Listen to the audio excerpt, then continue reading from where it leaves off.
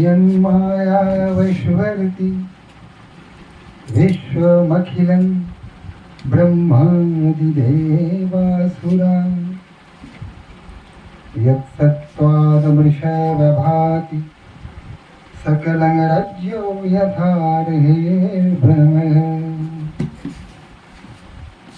यत्पादप्लवमेकमेव हि भवाम्भोधेऽस्ति तीर्षावता वन्देऽहं तं शेषकारणपरं रामाख्यमीशं हरिम् सुकृतशम्भुं तं विमलविभूति मंजुल मंगल मोद प्रसूति जन मन मंजु मुकुल मदहरणी किए तिलक गुण गण बस करनी श्री गुरुपद नख सिख मणि ज्योति श्री गुरुपद नख सिख मन ज्योति सुमिरत दिव्य दृष्टि होती दलन मोहतम सोस प्रकाशु दलन मोहतम सोस प्रकाशु बड़े भाग उर आवई झासु बड़े भाग उड़ आवई झासु मंगल भवन अमंगल हारी द्रवहु सुदर्शनत अजिर बिहारी द्रवहु सुदर्शनत अजिर बिहारी। एक बोलिए सियापति रामचंद्र की जय, पवन सुत हनुमान की जय, उमापति महादेव की जय, जगत जननी अम्बे की जय, वृंदावन बिहारी लाल की जय। जय जय श्री सीताराम।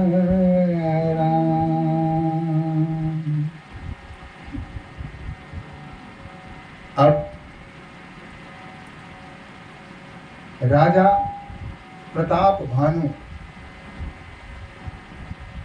उस बराह का आखेट करते हुए उसका पीछा करते हुए आगे बढ़ते चले जाते हैं। उन्हें पता भी नहीं चलता है कि कब सूर्यास्त हो गया, कब अंधेरा घिर गया। और जब अंधेरा घिर जाता है, बराह एक गुफा में प्रवेश कर जाता है, तब उन्हें ज्ञान होता है कि अरे मैं तो मार्ग भटक गया हूँ, यहाँ तो दिशाहीनता की दशा हो गई है, मुझे पता ही नहीं चल रहा है कि कौन सी दिशा किस तरफ है। बेचैन हो जाते हैं, असहज हो जाते हैं और फिर प्यास भी लगी होती है। अतः पानी के तलाश में आसपास इधर उधर भटकना प्रारंभ कर देते हैं। शायद संभव है कहीं कोई पानी का स्रोत मिल जाए और प्यास बुझाई जा सके। हठात उनकी दृष्टि एक कुटिया पर पड़ती है। इस सघन विजन में, इस घने वन में कुटिया देखकर उन्हें आश्चर्य भी होता है और प्रसन्नता भी होती है कि चलो कुटिया है तो कोई न कोई ऋषि मुनि होगा ही, चलो देखता हूं कौन है। तो वहां बढ़ चलते हैं कुटिया की तरफ। फिरत विपिन आश्रम एक देखा। चारों तरफ घूम रहे हैं, फिर रहे हैं। हठात उनकी दृष्टि एक आश्रम पर पड़ती है। तह बस नृपति कपट मुनि वेशा। जहाँ कपट रूप में एक मुनि के रूप में एक कपटी मानव रहता था। जासुदेश नृपदिन छड़ाई समर सेन तजी गयु पराई। वह कभी एक राजा ही हुआ करता था, लेकिन जब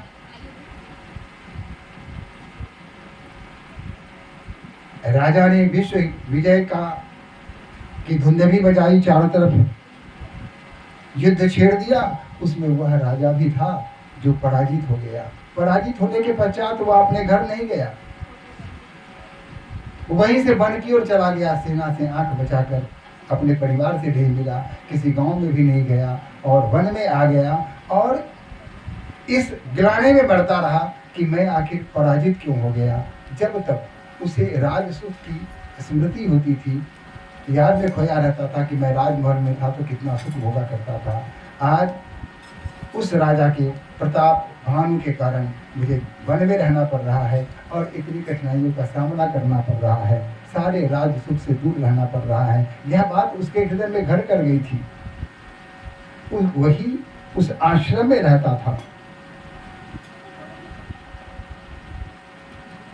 अब समय प्रताप भानु कर जानी, आपन अति असमय अनुमानी। गए उन गृह मन बहुत गलानी। अपने घर गया नहीं गया, मन में गलानी थी कि मैं तो पराजित हो चुका हूँ। मिला न राज हिनिपय अभिमानी। पुनः अपने राजा अपने राज्य में गया नहीं, क्योंकि वहाँ उसका अभिमान आड़े आ रहा था। ऋषपुर मारी डंक जिमि राजा, विपिन बसई तापस कै साजा। तासु समीप गवन नृप किन्हा, यह प्रताप रविते ही तब चिन्हा। उसी विप्र, उसी कपटी मुनि के पास, कपटी ऋषि के पास प्रताप भानु गए। उस कपटी ने जो ही प्रताप भानु को देखा, समझ गया कि तो प्रताप भानु है और इसी के कारण मुझे अपना राज्य छोड़ना पड़ा, इसी ने मुझे पराजित कर दिया था। आज जो इतना कठिन जीवन में जी रहा हूँ, असह्य वेदना का अनुभव कर रहा हूँ, आत्मग्लानि से मर रहा हूँ, ये इसका कारण एकमात्र यही राजा है। उसने प्रताप भानु को देखते ही पहचान लिया कि ये वही राजा है। लेकिन प्रताप भानु उसे नहीं पहचान सके। कैसे पहचानते? कितने सारे राजाओं को जीतता था। अब किस किस राजा का स्मरण रखता वो? तो वेश बदले में था। अब तो साधु वेश में था। यह भी था कि अपना वेश बदले हुए था, कपटी साधु था, कपट रूप में वहां रह रहा था। उतरी तुरग तय किन्ह प्रणाम। घोड़े से उतर गए राजा और हाथ जोड़ के प्रणाम किया। परम चतुर न कहे निज नामा। लेकिन राजा भी बहुत चतुर थे, इन्होंने भी अपना नाम नहीं बताया कि मेरा नाम क्या है। अब देखिए, संगति से गुण होते हैं, संगति से गुण जाए। संगति का प्रभाव मनुष्य पर पड़ता है। अगर भले लोगों के साथ हम रहेंगे तो अच्छी बातें सीखने को मिलेंगी। हम समाज के प्रति सुंदर व्यवहार करेंगे, लोगों के साथ प्रेम से रहेंगे, लोगों को आदर देंगे और उनका आदर पाएंगे। लेकिन अगर हम किसी बुरे व्यक्ति, दुष्ट व्यक्ति के संपर्क में आते हैं, जो समय से दूसरों का बुराई करता रहता है, ऐसे व्यक्ति के समीप आते ही अच्छे व्यक्ति के मन में भी कलुषित भावना उत्पन्न हो जाती है, उसके मन में भी पाप संचरित हो जाता है, पाप बढ़ जाता है। इसलिए कहा गया है कि हमेशा रही मन संगत साधु की, ज्यों गंधि के वास, जो कुछ सागंधी दे नहीं तो भी वास सुवास। अगर साधुओं के साथ हम रहते हैं तो उनकी समीपता से, उनके साथ रहने से, उनके प्रभाव से हमारा चरित्र भी उज्ज्वल हो जाता है। हमारी मानसिक दशा अगर दूषित है तो वह कलुषित भावना भी दूर हो जाती है और हम स्वच्छ हो जाते हैं, हम स्पष्ट हो जाते हैं, हम पवित्र हो जाते हैं। जैसे किसी गंदी के पास जाइए, सेंट बेचने वाले के पास, उसके दुकान में जाएंगे तो वहाँ इत्र का की जो गंध है आपकी नथने में चली जाएगी, उसका कोई मूल्य आपको चुकाना नहीं पड़ रहा है। वहाँ आप गए, वहाँ ठहरे नहीं, थोड़ी देर के लिए गए, थोड़ा सा ठहरे, गंध लिया और वहाँ से चले गए। तो जो अच्छे लोग हैं उनके साथ आप रहेंगे तो अच्छा ही सीखेंगे, जो बुरे लोग हैं उनके साथ जाएंगे तो आप बुराई सीखेंगे। एक बात और, बुरे लोग के पास अगर जाएंगे तो प्रत्यक्ष या परोक्ष रूप से आप पर उसकी बुराई का प्रभाव पड़ेगा, जैसा कि राजा प्रताप भानु के साथ हुआ। वहां उतरे और उनके मन में छल आ गया। यह भाव कभी नहीं था। धर्म कार्य में व्यस्त रहने वाला, हमेशा दूसरों का भला चाहने वाला, प्रजा की भलाई में अपने जीवन को उत्सर्ग करने वाला, साधु संतों की सेवा करने वाला, ब्राह्मणों की कुटिया बनाने वाला, मंदिरों की स्थापना करने वाला, इतना विशुद्ध व्यक्ति जब एक अशुद्ध और कपटी व्यक्ति के पास आता है तो कपट उसके मन में भी प्रवेश कर जाता है। और यहाँ उसने अपना परिचय छुपा लिया। भूपति त्रिशत विलोकिते सरोवर दिन दिखाई, मज्जन पाल समेत है किन्न निर्भित हर्षाई। कहा कि हे ऋषि,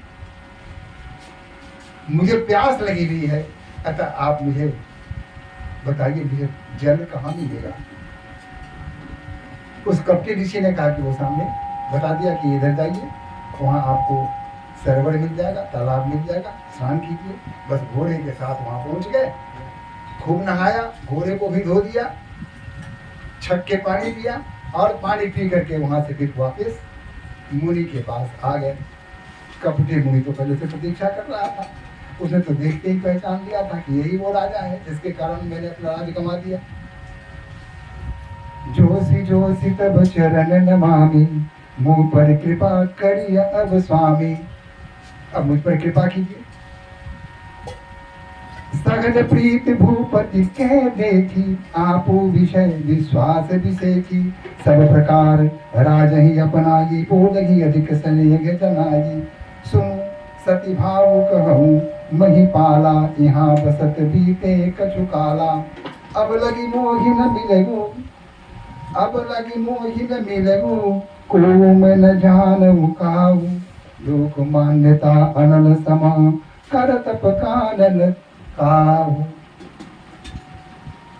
मैं अब तक लोगों से दूर रहा, ऋषि कह रहा है, गांव से दूर रहा, लोगों से दूर रहा, और इसी कुटी में मेरा आश्रम होता है। मैं एकांत ज्यादा पसंद करता हूँ।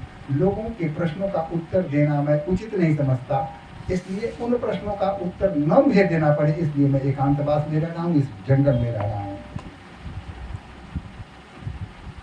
अब कहता है कि जो इसकी तो मनोकामना पूरी हो रही है। राजा धीरे धीरे इस कपटी मुनि की भक्ति में और भीगा जा रहा है और विनम्र होता जा रहा है, उसकी आस्था और बढ़ती जा रही है। इसकी एक एक बातें, एक एक शब्द राजा को सत्य प्रतीत होता है। राजा को इसने कहा कि मैं राजा प्रताप भानु का सचिव हूँ, मंत्री हूँ।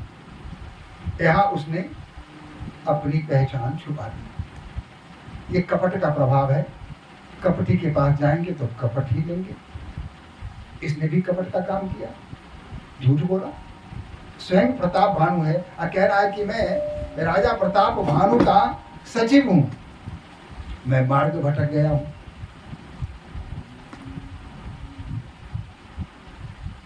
कहा कि हाँ मैं जानता हूं। कपटी मुनि ने कहा कि मैं सब जानता हूं। आप राजा प्रताप भानु हैं, आपके पिता राजा सत्यकेतु थे जिन्होंने वनगमन कर लिया, तपस्या के लिए चले गए। आपके भाई हैं अरिमर्दन, आपके सचिव भी हैं, बड़े विद्वान हैं।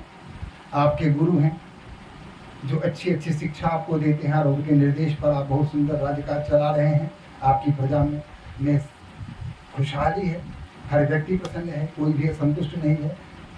इतनी बात उसका कहना था कि राजा को लगा कि अरे बिल्कुल अंतर्यामी है। इसने कहा कि आप ये कैसे जान गए? कहा कि सब तप का प्रभाव है। छल देखिए, राजा को वह जानता है, पहचानता है कि ये वही राजा है प्रताप भानु, इसको पहचानता है, पहले से जानता है, और इसको तप का नाम दे दिया कि तप बल से सब कुछ मैं जान जाता हूं।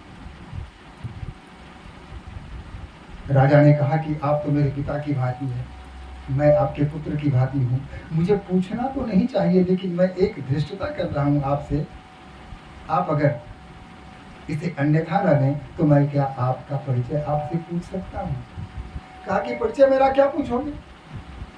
अरे मैं एक गरीब आदमी हूं, मेरे पास कोई धन दौलत है नहीं, जंगल में साधु हूं, आप देख रहे हो मेरे पास क्या ऐश्वर्य है, कुटिया के अतिरिक्त और तो कुछ है नहीं, और यही जीवन में जी रहा हूं। अब इससे अधिक का प्रश्न मत करना, इससे ज्यादा प्रश्न परिचय पूछने की आवश्यकता नहीं है, क्या यही पर्याप्त नहीं है? कहा कि मुझे संतोष तो तब होता जब आप मुझे अपना पूर्ण परिचय देते। कहा कि नहीं मानोगे ना, ये तो देना चाहता ही था, ये तो चाहता था कि ये ज्यादा जिद करे तब मैं अपना परिचय दूं। हुआ भी कपटपूर्ण परिचय, सत्य परिचय तो ही था कि वो हारा हुआ राजा था जो अपने राज्य को छोड़ के भाग आया, अपने परिवार को छोड़ दिया, अपनी प्रजा को छोड़ दिया, मंत्री संत्री सबको छोड़ के राजमहल छोड़ करके निर्वासित जीवन जी रहा था। सच तो यह था, ताकि तुम नहीं मानोगे तो मुझे बताना ही पड़ेगा। कहा कि देखो, नाम हमारे एक तनु भाई, सुने निप बोलऊ पुनि सिरुनाई। कहा कि मेरा नाम एक तनु है।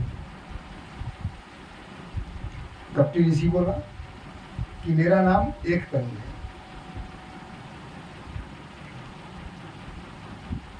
कहा कि एक तनु, ये तो पहली बार नाम सुना है, ऐसा कहीं नाम होता है? एक तनु ये कौन सा नाम हुआ? ये तो मैंने पहली बार सुना है कि एक तनु किसी का नाम हो। क्या आप मुझे इस एक तनु का अर्थ बताएंगे?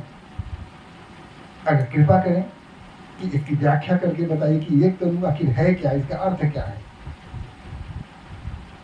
कहु नाम कर अर्थ बखानी, अपने नाम का अर्थ बखान करके मुझे बता दीजिए।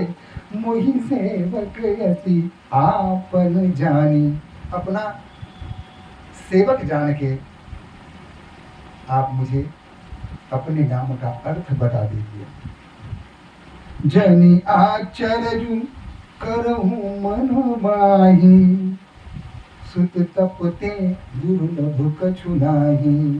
कहा कि आश्चर्य मत करो पुत्र, तप से बढ़कर कुछ नहीं होता, दुर्लभ चीजें भी सहज हो जाया करती हैं, तप का वह प्रभाव है। तप बल ते जग श्री जगी विधाता, तप से ही ब्रह्मा ने सृष्टि का संचालन किया। तप बल विष्णु भय परित्राता, और तप बल से ही भगवान विष्णु जगत का पालन पोषण कर रहे हैं। तप बल शंभु कर ही संहारा, तप के बल से ही भगवान शिव संहार करते हैं। तपते अगमन कछु संसारा, तप से बड़ा विश्व में और कोई दूसरा मार्ग है ही नहीं, इससे बड़ी कोई शक्ति है ही नहीं। भय मुनि अति अनुरागा, राजा के मन में तो गदगद हो गया कि क्या क्या प्रवचन कर रहे हैं। प्रवचन सुनने आए थे, स्नान ध्यान करके आए और कहा कि अब प्रवचन कीजिए। अब कपट मुनि के सामने बैठ करके प्रवचन सुन रहे हैं, उससे प्रश्न कर रहे हैं। प्रवचन में लोग भगवान का नाम, आत्मा और परमात्मा की बात करते हैं, आध्यात्म की चर्चा करते हैं, ईश्वर का चिंतन करते हैं। लेकिन यहाँ प्रवचन प्रारंभ कहाँ से होता है? राजा पूछते हैं कि आप कृपा करके अपना नाम बताइए दीजिए। अब उस कपट मुनि के सामने आकर के इच्छाएं जागृत हो जाती हैं। कपटी के पास आइए। अब इसको लगा कि तो सर्वज्ञानी है, सब कुछ बता सकता है। ये तो ये भी बता दिया कि मेरा नाम क्या है, मेरे पिता का नाम क्या है, मेरे गुरु का नाम क्या है, सचिव का नाम क्या है, भाई का नाम क्या है, सारा ज्ञान इसके पास पहले से ही है। तब के बल पर इसने सब कुछ जान लिया। तो इच्छाएं जागृत हो गई। इच्छाएं जागृत है, कहा कि तो आप तो सब कुछ जानते हैं, आप मुझ पर कृपा कीजिए और मेरी भी कुछ इच्छाएं हैं। एक इच्छा, सिर्फ एक इच्छा है मेरी, सिर्फ एक कामना है, मेरी वह कामना पूरी हो जाए। कहा कि मांगो, जो मांगना है मांग ले, तुम्हारी सारी इच्छाएं सारी कामनाएं मैं पूरी कर दूंगा। तुम एक की बात करते हो, बोलो तुम्हारी एक कामना क्या है? कहता है कि ऋषिवर, मैं चाहता हूं कि मेरे जीवन में बुढ़ापा न आए, मैं हमेशा नौजवान बना रहूं। यही बात, जाओ दे दिया वरदान, तुम हमेशा नौजवान बना रहेगा, बुढ़ापा नहीं आएगा। अब ये बुढ़ापा एक दिन में तो आने वाला है नहीं। राजा नौजवान है, बुढ़ापा आने में समय लगता है, 2, 4, 10 साल, 15 साल, 20 साल के बाद ही तो बुढ़ापा आना है। अभी तो आना नहीं है, तो कहने में क्या दिक्कत है? चलो बुढ़ापा नहीं आएगा, तू हमेशा नौजवान रहेगा। अजर अमरवत, अजर अमर, ये कहा कि तुम जाओ, बुढ़ापा नहीं आएगा, अजर हो जाओगे, माने तुम बुढ़ापा तुम्हारे जीवन में नहीं आने वाला है, जाओ। और राजा ने सोचा कि बुढ़ापा आ गया, बुढ़ापा नहीं आया तो जवानी में कहीं मर जाए,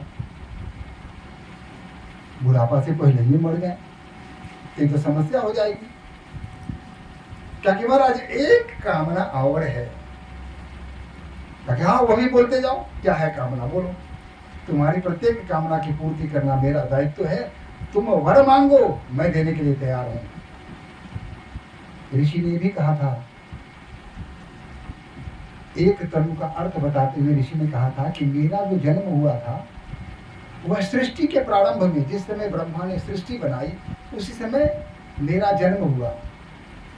तब से लेकर आज तक मैं इसी शरीर में हूं, मैंने शरीर परित्याग नहीं किया है। सृष्टि का नियम है कि आदमी जन्म लेता है, मरता है, फिर जन्म लेता है, फिर मरता है, तो इस नियम से मैं पड़े हूं। मेरे सामने ही चारों युग कितनी बार आए और चले गए, कितनी बार राम ने जन्म लिया, कृष्ण ने जन्म लिया, उन्होंने अवतार लिया मेरे सामने, मैंने इन्हीं आंखों से सब कुछ देखा है। वो सब समाप्त हो गया, मैं ज्यों कहते हूँ उसी एक तन में, इसीलिए मेरे शरीर का नाम है एक तनु, मेरा नाम है, यानी मेरा शरीर जो है तो एक तन है। मैं गांव में नहीं जाता हूँ लोगों के प्रश्नों से बचने के लिए, मैं इसी भूमि में, इसी वन में बैठा रहता हूँ, इसी आश्रम में आराधना करता हूँ। अगला प्रश्न उसने किया कि ऋषिवर, अगर जवानी में मौत हो जाए, बुढ़ापा आने के पहले ही मैं मर जाऊं तो बड़ी समस्या हो जाएगी। कहा कि हाँ, तो तुम मांगना क्या चाहते हो, स्पष्ट बोलो। कहा कि मैं अमर हो जाऊं, मैं मरूं ही नहीं। कहा एव मस्त, तुम नहीं मरोगे। कहा कि धन्य हो तो, अब नहीं मरोगे, अभी तुरंत मर रहे हैं, मरने का समय आएगा तब न मरेंगे, अभी तो मरने जा नहीं रहे हैं। अथवा परीक्षा तो अभी होने से रही। फिर ऋषि से जो मांगा एक वस्तु करके देता रहा। फिर उसके मन में आया कि संसार का राजकाज भी तो चलाना है। उसने कहा कि महाराज, मुझे ऐसा वरदान दीजिए कि संसार का एकमात्र राजा मैं ही रहूं और दूसरा कोई राजा ना हो, मेरे अतिरिक्त तो कोई राजा ना हो, एक छत्र शासन मेरा हो पूरे विश्व पर। ताकि एव मस्त, ऐसा ही होगा। कुछ भी अभी तो होना नहीं है, भविष्य के गर्भ में है।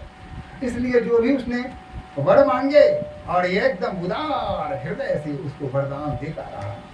कपट मुनि कहा कि ये तो ठीक है, लेकिन संसार है, इस संसार में कुछ लोग मेरे मित्र होंगे तो कुछ शत्रु भी तो हो सकते हैं। ये तो समस्या है। ताकि महाराज ऐसा कीजिए कि संसार में मेरा कोई शत्रु न हो, सभी मेरे मित्र हो जाए। कहा कि हो जाएंगे, सभी मित्र हो जाएंगे, सब तुम्हारे अधीन हो जाएंगे, लेकिन ब्राह्मण जो होती हैं उनसे तुमको बच के रहना, क्योंकि तपोबल विप्र सदा बरियारा, तिनके कोपन को रखवारा। ये जो ब्राह्मण होते हैं उनमें तप का बल होता है, तपस्या की शक्ति होती है। अगर वो आपसे रुष्ट हो जाएं तो संसार में कोई आपको नहीं बचा सकता। जो विप्रह बस करहु नरेशा, तो तू बस विदु विष्णु महेशा। अगर ब्राह्मणों को अपने वश में कर लो तो समझो कि त्रिदेव तुम्हारे वश में हो गए, फिर तुम्हारा कोई कुछ नहीं बिगाड़ सकता। चलन ब्रह्मकुल मन बढ़ियाई, सत्य कहूँ तो भुजा उठाई। मैं दोनों भुजा उठा के कहता हूँ कि ब्राह्मणों के सामने तुम्हारी कोई शक्ति काम नहीं आएगी, वहां जाकर के तुम शक्तिहीन हो जाओगे। देश विप्र शाप बिनु सुन वही पाला, तोर नाश नहीं कवने हूँ काला। विप्र का अगर श्राप नहीं मिले, उसका आशीर्वाद मिलता रहे, सिर्फ विप्र के श्राप से तुमको बचना है, बाकी काल भी तुम्हारा कुछ नहीं बिगाड़ सकता है। त्रिकाल, तीनों काल तुम्हारे सामने नतमस्तक हो जाएंगे। सिर्फ ब्राह्मणों को संतुष्ट रखो, उनको रंज मत होने दो, अपने प्रति उन्हें क्रोध मत उत्पन्न होने दो। बस यही एकमात्र उपाय है। ऐसा करोगे तो फिर कोई चिंता की बात नहीं है। अखंड राज्य करोगे, करते रहो, कभी मरोगे ही नहीं। जैसे मैं सृष्टि के आरंभ में मेरा जन्म हुआ और एक ही शरीर से आज तक हूँ, तुम भी एक ही शरीर से मेरी तरह राज्य करते रहोगे और राज्य सुख भोगते रहोगे। किसी प्रकार की कोई कमी नहीं होगी, कोई परेशानी नहीं होगी, एकदम आनंद में रहो। ऐसा अब राजा तो तृप्त हो गया। कहा कि महाराज विप्र को कैसे अपनी तरफ किया जाए, कैसे उन्हें प्रसन्न किया जाए, कैसे उनका आशीर्वाद प्राप्त किया जाए, यह उक्ति तो आप ही बताएंगे ना। आपसे भला दूसरा कौन ऐसा परम ज्ञानी होगा जो बता सकता है। अब आप मुझे युक्ति बताइए कि मुझे इसके लिए क्या करना होगा। आप जो कहेंगे वही उपाय मैं करूंगा, ताकि हाँ तुम मेरे परम भक्त हो, तुम पर मेरी विशेष कृपा है, तुम्हारे प्रति मेरा विशेष स्नेह है, तुम पर करुणा का भाव है मेरे हृदय में। अतः इसका भी निराकरण मैं करूंगा।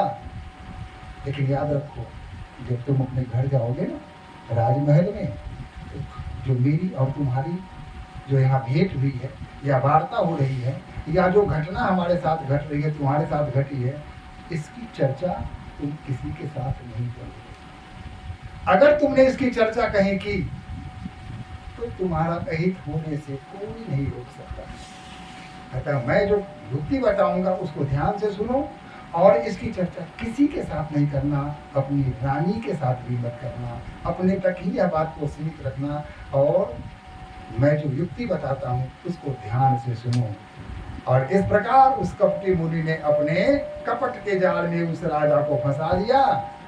और वो युक्ति क्या बताता है कल संध्या में हम आपको बताएंगे। चलिए एक बार भगवान श्री राम का वर्णन कर लें। श्रीमन्नारायण नारायण नारायण, श्रीमन्नारायण नारायण नारायण, श्रीमन्नारायण नारायण नारायण, श्रीमन्नारायण नारायण नारायण। लक्ष्मी नारायण नारायण नारायण श्रीमन्नारायण नारायण नारायण। ॐ सहना भवतु सहना भुनक्तु सह वीर्यकरवावहै तेजस्विनाधीनमस्तु मा विद्विषावहै। ॐ शान्तिः शान्तिः शान्तिः।